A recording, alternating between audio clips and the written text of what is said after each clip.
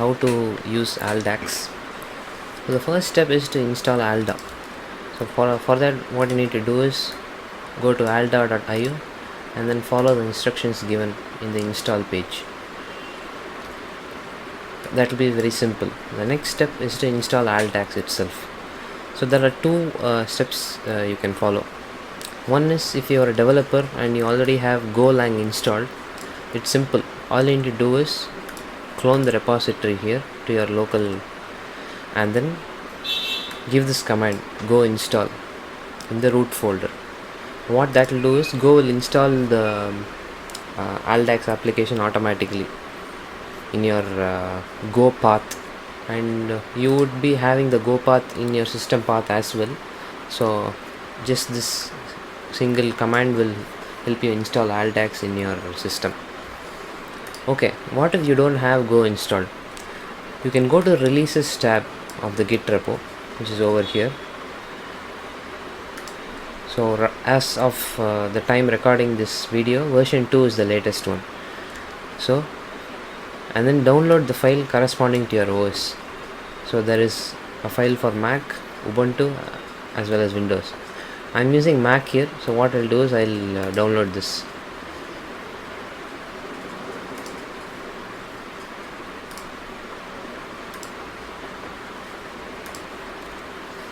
And then next you have to place it in your system path in order to access it from anywhere.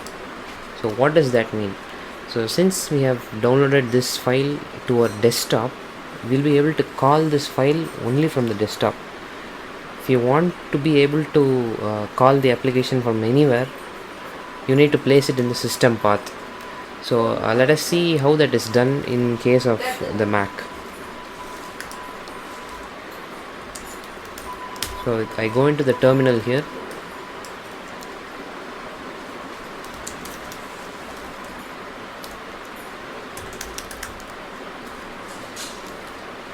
So I go into the desktop here and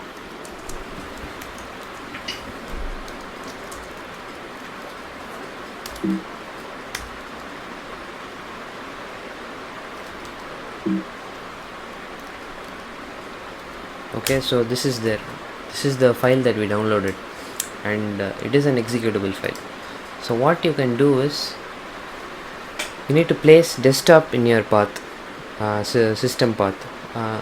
You don't need to download it in your desktop. You can have some dedicated folder like program files or whatever, but just make sure that that path is there in your path variable. So this is what the path variable is. So since I am a Go developer, I already have this go/bin. So if I had followed this first method, I would have Aldax installed properly. Okay, now let us place the current directory inside this path. So how we can do that is using the export command.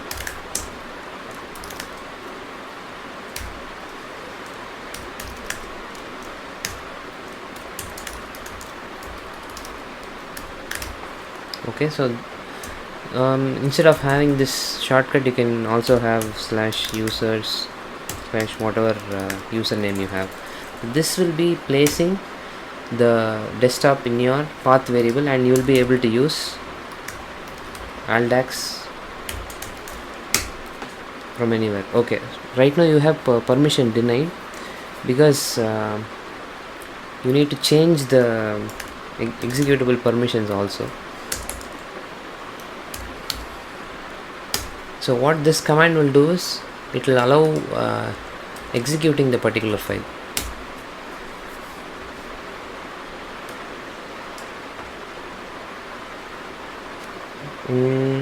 Okay, Mac has this kind of protection.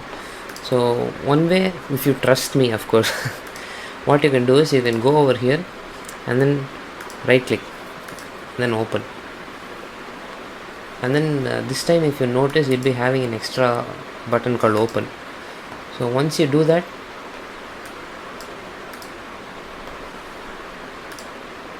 Mac will think that is the safe one, and it will allow you to access from anywhere. So now you have the access here. And if you don't like the name Aldax-Mac, you can also rename this.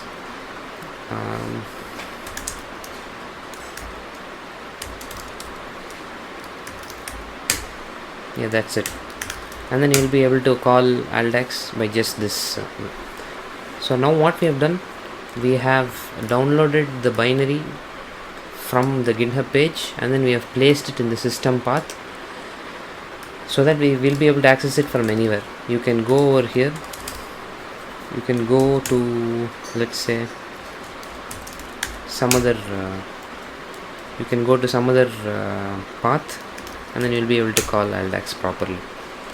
So that we have done. So if you are in Windows, this process will be a bit different. You need to go into the system settings and then follow. There are a lot of tutorials available for you to do that. It will be easy, and the steps I showed here will be similar for Linux as well. Okay, the next step is to write the Aldax core itself. So if you are not ready yet, what you can do is simply go into the repo here, and there is a folder called examples. So let's take this this song here, just copy.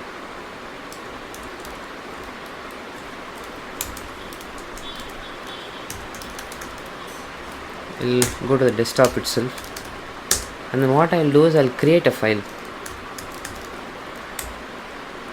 Let's call it i.aldax, and then paste the whole thing. I'm using Nano here. If you just feel free to use any other editor you want. You can also use VS Code as I'm using here. So we have written the score. The next is we have to parse it into Alda. So that is what Aldax will do. If you can see here, this contains chord notations over here. Alda knows only this notes combined with each other, but this particular song has chords also. You can have a look at the repo examples to know how you can write this. So we need to convert this into an Alda compatible thing. So how you can do is you can call Aldax, and then you need to pass this file, the name of this file or the path. In your case it can be anything, and then the output as well. So it says parsing is done, and you can use this command to play your song. But remember that Alda needs to be turned on. So for that the command is Alda up. I've already turned it on in my case. So if you get some error saying you need to turn on Alda first, put this command. And the next step is simple. Just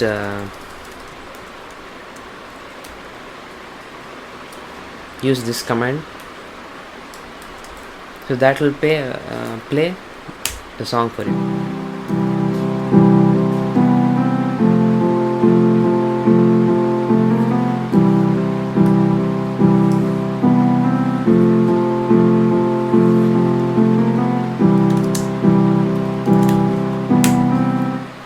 So that command from Alda will help you stop the current song that is playing.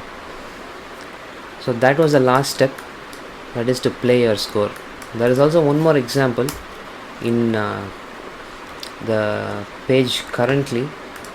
You can also try that out. And before we close this video, I'll also show you how the changed Alda code is. So if you could remember, we had chord notations here: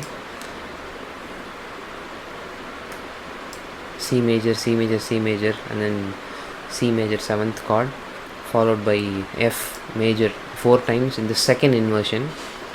So that has all been converted properly for us here, and this is a score that is understandable by Alda, and that is what is being played. Okay, so hope you understood what to do. If you have some more questions, you can contact me very well.